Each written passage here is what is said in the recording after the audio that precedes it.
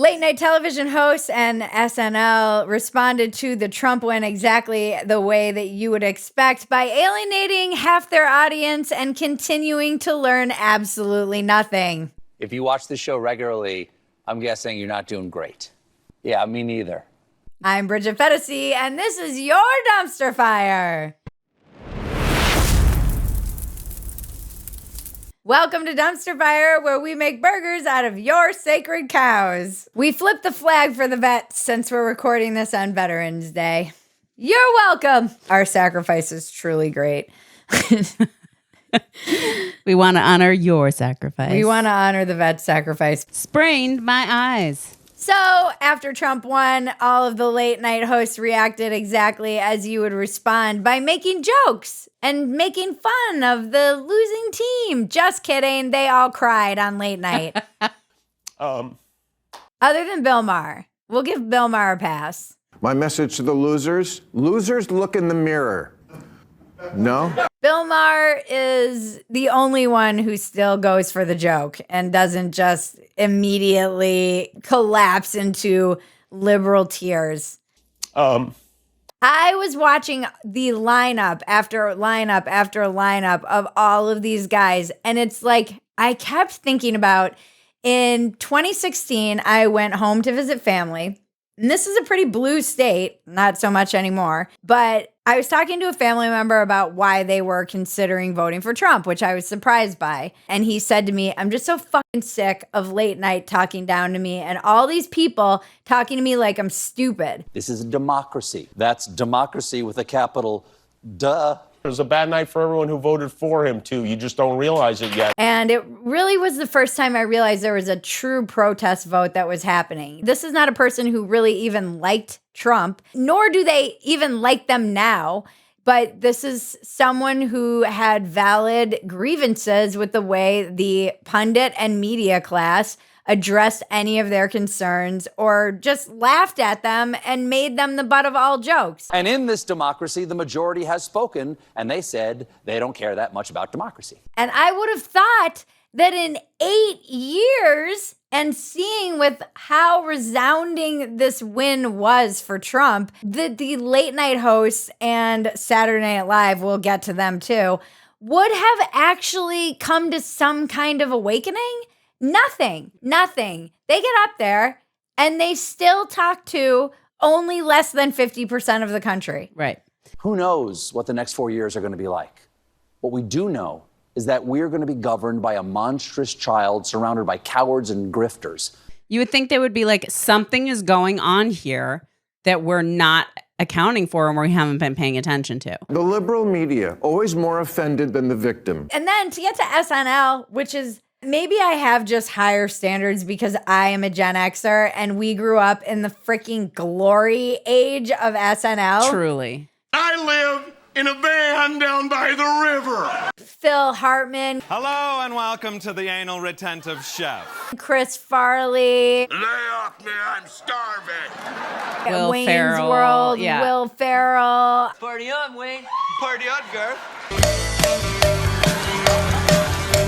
I wanted to be on Saturday Night Live. That was the first thing I ever wanted to do. I was obsessed with that show. And to see the cold opening. And if we find out someone here voted for Kamala, we will rat them out so fast. I mean, it was better than Hillary playing, not actually Hillary, but Hillary playing Hallelujah. Hallelujah.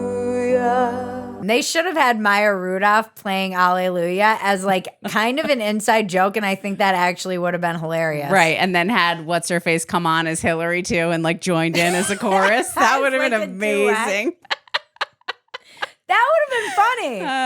Actually kind of funny. Instead, they all lined up and started kissing literally Hitler's ass is really what they were doing. Hell, Trump. This is a strange way to react to the guy that you've been calling literally Hitler. It's to get up there and start kissing his ass, and you're sacrificing the new cast members essentially to this new literally Hitler, to Trump. Our 3 disgusting new cast members. This is like sacrificing the Jews and Trump's Hitler. What is even happening? Is that the joke though? Do you think that's part of the joke that they're making? There's that famous meme that's whatever you're doing now is what you would have been doing in Nazi Germany. And it's like, so this is who you guys are? This is why I was saying, I know the people who have been standing up against all of this stuff are the people who are going to stand up if the trains start running and Rachel Maddow gets put on one. Like, it's not going to be these people. It's aggressively unfunny. I voted for you 50 times in Pennsylvania. You could have made fun of yourselves. There were so many things you could have made fun of. Yeah. You could have looked at the temperature of America and gone, huh. It's also that famous meme, the Simpsons one, that's like, are we the ones who are wrong? No, it's the voters who are idiots. Am I so out of touch? No, it's the children who are wrong. Like, you guys are the ones who are out of touch. What happened to you? Saturday Night Live, you should have gone off the air a long time ago if this is what it's going to be like. Nobody watches this anymore. I mean, crying on late night television, Kimmel tears. I am so embarrassed for you guys. I'm so embarrassed on behalf of a nation of people who just want to be entertained at the end of the day after working whatever job they had to work, sitting in traffic, dealing with getting their kids from one freaking activity to the next, which is all I hear about from parents anymore, the activities, dear God. And then you come home and you sit down with a beer and you're like, oh, let's turn on late night that used to be great at making fun of everybody. And it's Jimmy Kimmel crying. Put me on late night. Give me money and I'll do a late night show on YouTube. I mean, come on, people. Before our next segment, don't forget to like, subscribe, comment, touch our bells and buttons, tell your friends about us. There's a big, backlog of videos if you want to see how this show has evolved and me. It's really the story of a young woman becoming a mom and getting red-pilled. Today's episode is brought to you by Sheath Underwear, and we love this sponsor. They've been with us for a long time on the show. My husband pretty much only uses their boxer briefs. Their patented dual pouch system is revolutionary. It cradles your balls lovingly in their own pouch, and then there's a separate pouch for the genitalia. It keeps everything separate from the legs, so you're nice and comfortable. Nothing is sticking together.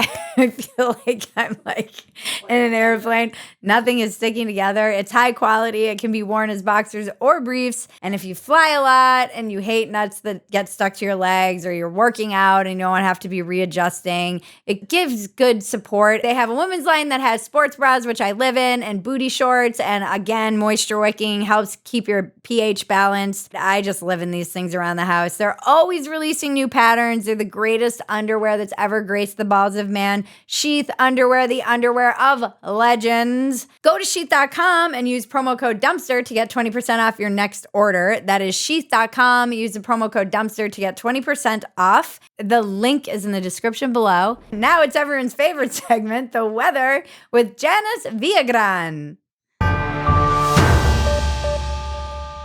Estamos con 66 grados, 66 también para Long Beach. Si usted se encuentra en Oxnard, tenemos 63. Esta noche bastante frío como de costumbre. Ahí tenemos 25 grados para Palmdale. Thank you, Janice. Guys, new segment, Unbroken Bridget. Unbroken Bridget. This doesn't mean it's the end of Breaking Bridget. It's just, Bridget's been in a positive frame of mind lately. No, I'm optimistic because, again, as I mentioned, for people behind the paywall who probably didn't see that part, I have been trying to sell a book that's been talking about the silent majority and talking to these people and hearing from these people for 8 years in my inbox. Our I Am Politically Homeless letter that we've been putting out on Substack. Like everywhere, my whole audience, and everyone's like, that audience doesn't exist. Now, granted, my numbers have not exactly shown that audience exists, but I do think part of it is because the algorithm wasn't exactly being friendly to people with our content, because until this election, I think so many individuals across America were like, am I crazy? Has everyone lost their mind? And then they just shut up and thought they were crazy and then went and voted. And nobody was really sure where America stood on any of this. But I think there has been a collective relief from a lot of people in America where it's like, oh, thank God. Okay. Oh, thank God. I thought everyone thought men could get pregnant. Like, holy shit. Wow. Okay. I wasn't the only one who thought that was weird. My neighbors thought that was weird too. There was a really interesting poll that was done, which is how do you think your neighbors are going to vote? And a lot of people thought their neighbors were going to vote for Trump, but nobody was really sure. And now we have the data, we have the numbers, we have this amazing purple country, which I've been honoring on this channel, in all of my content.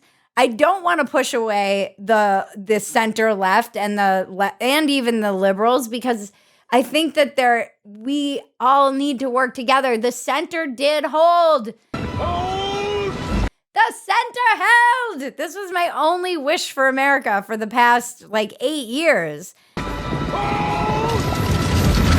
Is that the center wasn't holding. I'm like, how? They're eating us from both sides. The extremes were just cannibalizing normal people. And I'm like, oh man, I don't think normies they have the wherewithal to stand up. But Gen X was somebody on Twitter said to me, this was the whatever and find out. And I was like, that is the best way to put it. Whatever and find out. And Gen X was like, whatever. And now you're going to find out. And they did. We have been the silent majority's dirty little secret for 5 years, but things are actually the dam is kind of broken for us a little bit. Finally, we were in this. I mean, I can't tell you guys. I've been threatening to quit for the past 5 episodes before things started changing, because I really thought maybe I was crazy. I was like, I might be in the minority, and I'm just an old lady on my yard going, why are there men competing against women in sports? Why are people calling me a birthing person? Can't I just be a woman? Why are there tampons in the men's room?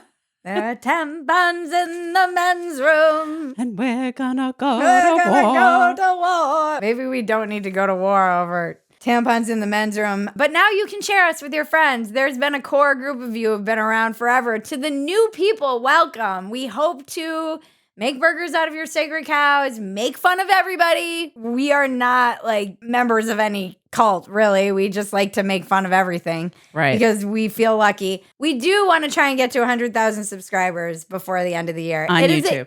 On YouTube. It is a lofty goal. We realize this. But we were in the doldrums, truly floating around, getting scurvy on a boat in the middle of the ocean, with no wind in sight for 2 years. We were in the 60s for 2 years. Oh, at least a year and a half, but 2 years. Yeah. At least a year and a half, but 2 years, you guys. We were stuck. It was really challenging to want to keep going. It was like pushing a boulder up a hill. Yes. Yes. We were like, why are we doing this? Clearly, maybe this is just our threshold. We actually were like, I guess we found all the people who don't really identify with the extremes of both sides and who are just normies. There's only 60,000 of us. We really believed that. And now I don't believe it. Now I believe they just haven't found us yet. So help us get to 100,000. Tell your friends. Share secretly in your group chats with people you trust. Just be like, check them out. Subscribe to the channel. That would be awesome. Yep. And make us believe in the power of the normie. Right. Can we get to it? The power of the normie unite. Normies on both sides, by the way. Here's the thing. For the people who are dunking on the left, which I get it, there's a lot of people on the center left who just came over and were like, I don't know, I'm voting for Trump. They were holding their nose and voting for Trump, and they're not necessarily comfortable with this, and they're newcomers to this whole world, and they're playing catch up with all of this stuff just like we were in 2016 and 2018 and 2020 and 2022. There's been many waves, and there's a new wave, and they are liberated in a way to speak out that they haven't been, and they're probably going to stay libs and help reform the Democratic Party, and we need that balance, and we should be supportive of them speaking out and saying, you know what? Yeah, my party is whack, and I didn't agree with that stuff, and they're going to need support. So let us welcome them. Welcome. Welcome, everybody. Help us get to 100,000, please. It's a mad, extreme goal for us, but we can do it. Yeah. For those of you who've been around, you've seen in the comments people calling me a MAGA Karen and people calling me Bridget, they're like, oh, Bridget has Trump derangement syndrome. I'm so sorry to my world. This is not what we want. They're going to be saying it soon enough, I'm sure. But maybe he can govern well this time. Who knows? He's done a remarkably good job since being elected of not doing anything that we can mock. I mean, he needs to step up his game. He's made like some normal moves. He seemed prepared for this. I know. I think last time he was like, wait, what? I know. That was the coolest part of his whole conversation with Rogan, was talking about how surreal it was to like win and be in the White House. I'm like, that must have been fucking nuts. With the presidency, it was a very surreal experience. We're going to bust through together. If you love Dumpster Fire, the best thing you can do is become a supporter at Phetasy.com. You get access to all the unedited versions of Dumpster Fire. You can see how the sausage is made. Maggie and I will have some, deep conversations about random stuff. She'll mock me for looking ridiculous. It's great. The community is great, and there's lots of other extra content. My husband and I are actually going to be filming a factory settings or recording a factory settings about voting for Trump. Now that we're kind of out of the weeds a little bit, we'll be able to get back on track with that. Thank you to everyone who makes Dumpster Fire possible. Thank you to our audience, to our sponsors, and most of all, to you. We are not possible without you. Your time is valuable, and we respect it. And now to cleanse your palate, the internet is glorious. How can we go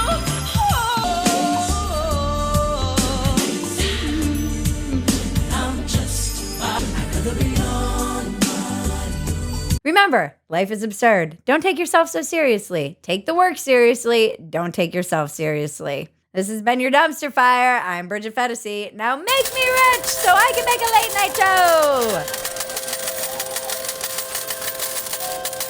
And the unicorns dance while the world burns, world burns.